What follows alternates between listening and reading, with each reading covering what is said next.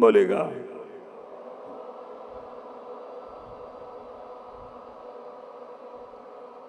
आंखें बंद रखेंगे, रीढ़ की हड्डी सीधी, गर्दन सीधी, हाथ जुड़े हुए।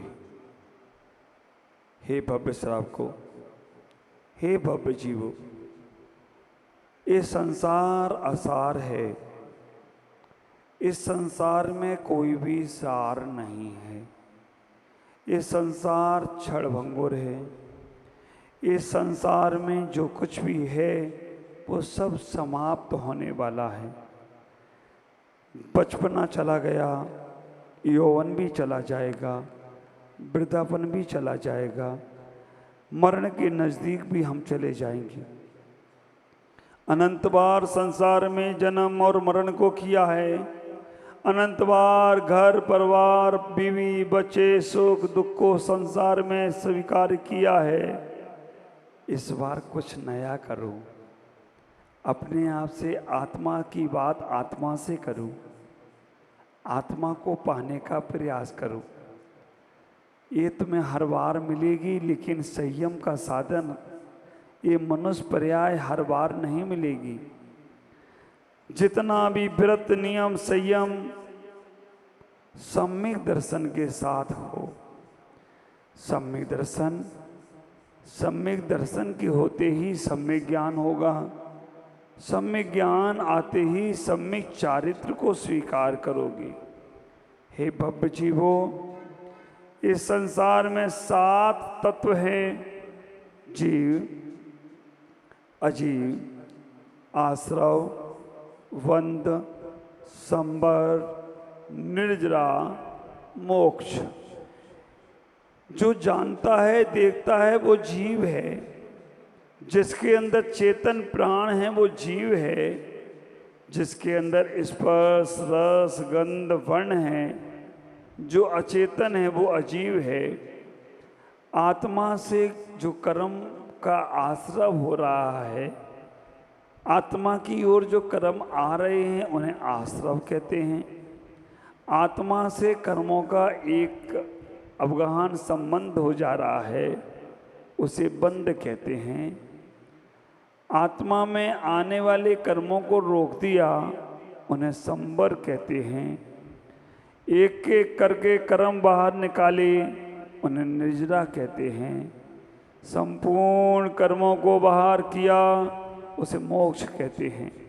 हे भव्य जीवो, ये 7 तत्व पर सिद्धांत करो, 6 द्रव्यों पर सिद्धांत करो, 9 पदार्थ पुण्य और पाप पर सिद्धांत करो, और पंचअस्थि काय पे सिद्धांत करो। तुम्हें सम्यक दर्शन होगा।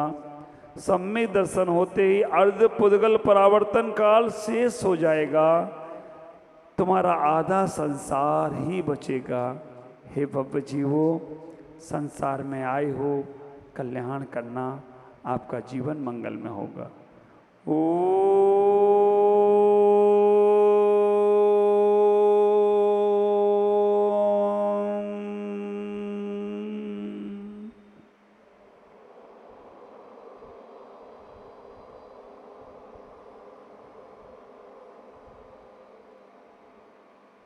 नमोस्तु करते हुए सभी लोग मेरी तरफ देखेंगे। नमोस्तु भगवान, नमोस्तु भगवान, नमोस्तु भगवान।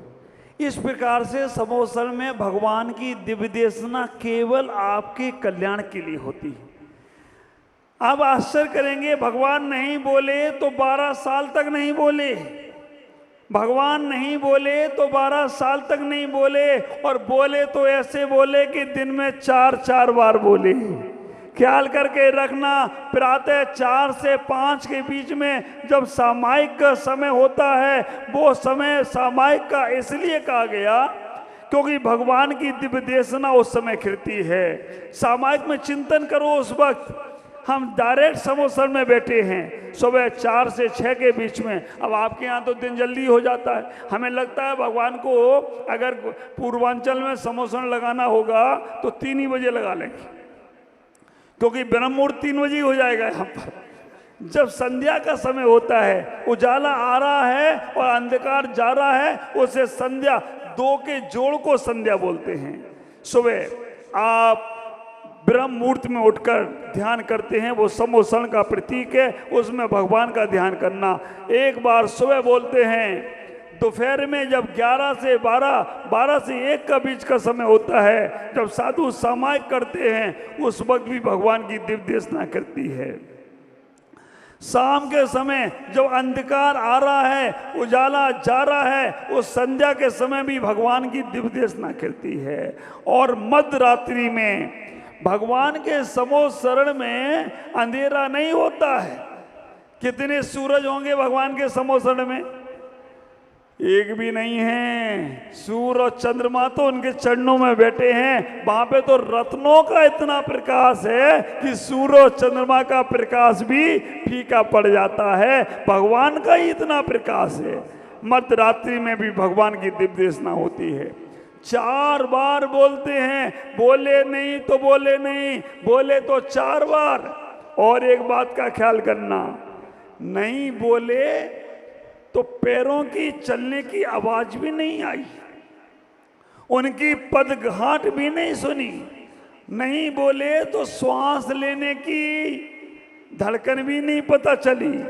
और जब बोले तो ऐसे बोले कि एक इंद्री जीव को भी सुनाई दे गया हो। सुनाई नहीं देगा, नहीं तो तुम पकड़ोगे मेरे को।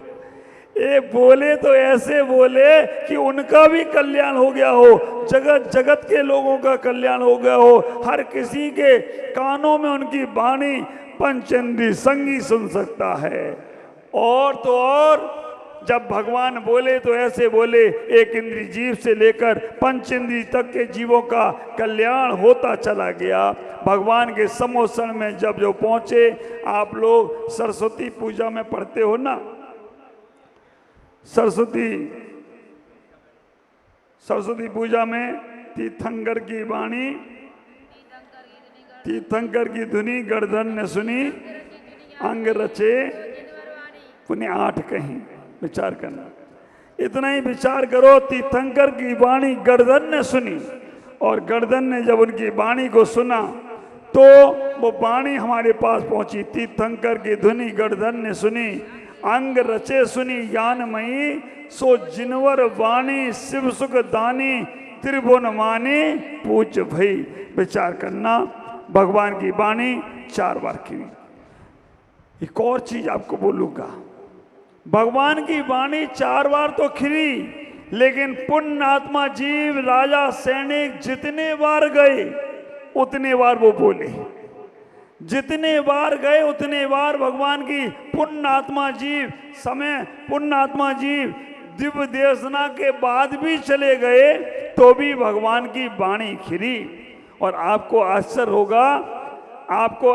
होगा, अगर भगवान बोलकर मौन हो गए और भरत चक्रवर्ती पहुंच गए तो भगवान फिर बोलने लगे। आप लोग होते तो क्या सोचते?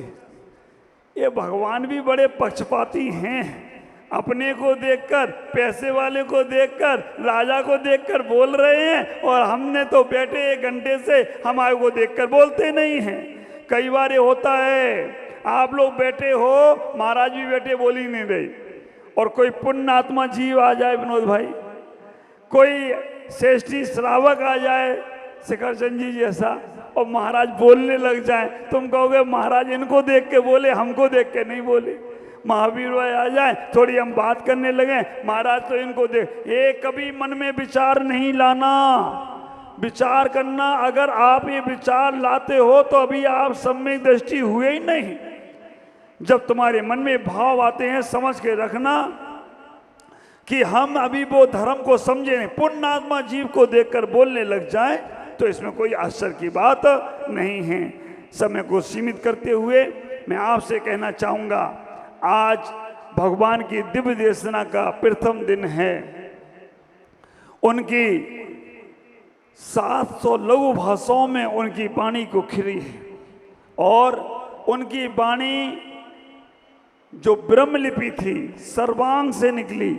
हमारे राजा सैनिक ने 60,000 प्रश्नों के माध्यम से सबका समाधान किया। 18 महाभाषा और 700 लघु भाषा।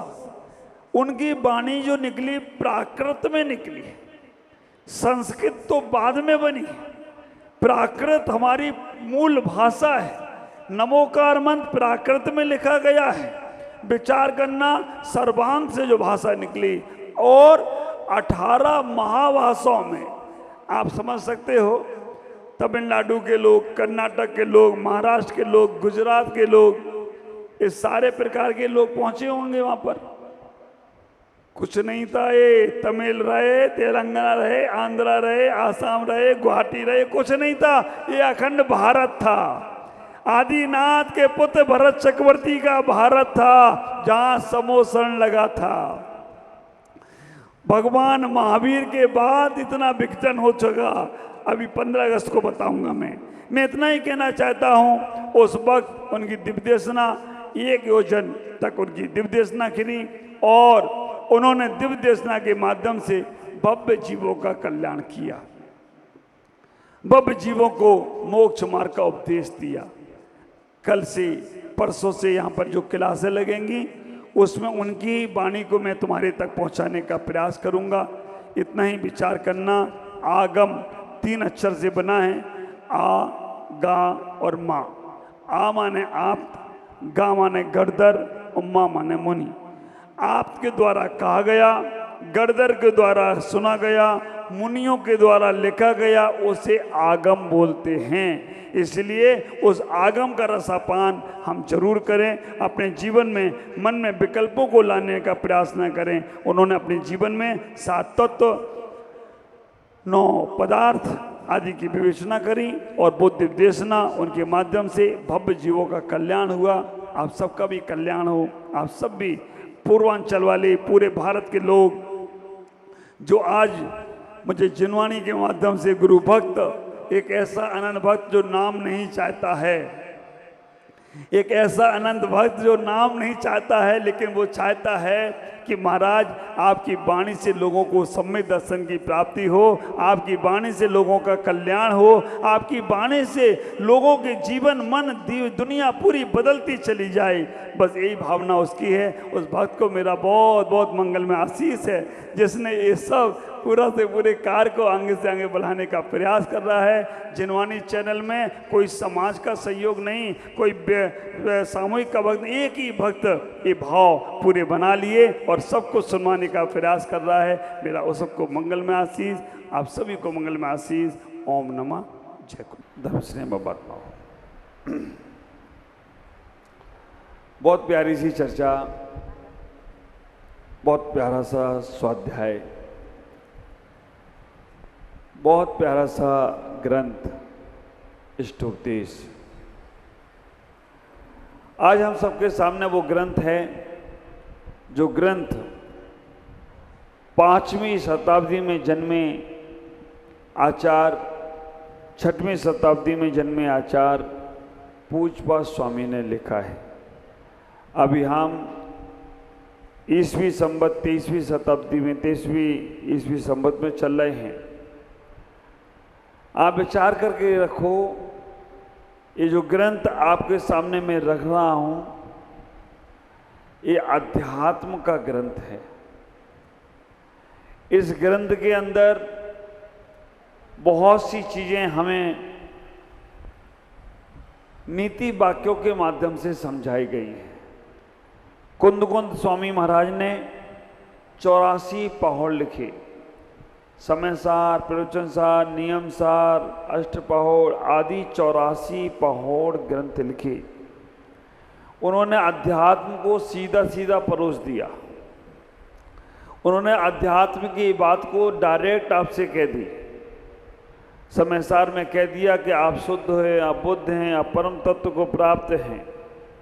प्रवचन सार आदि में पूरा कोई उदाहरण, कोई एग्जाम्पल, कोई दृष्टांत देकर बातें ज़्यादा नहीं समझाई। थोड़े थोड़े तो उदाहरण दिए हैं उन्होंने भी, थोड़े थोड़े से उन्होंने भी उदाहरण बहुत सारे, कहीं दर्पण का उदाहरण दे दिया, कहीं और घड़े का उदाहरण दे दिया। लेकिन इष्टोपदेश ग्रंथ पूज्यपाद स्वामी ने हर एग्जाम्पल के साथ आपको बात कही। नीति वाक्यों के माध्यम से उन्होंने आप तक अपनी बात को पहुंचाने का प्रयास किया।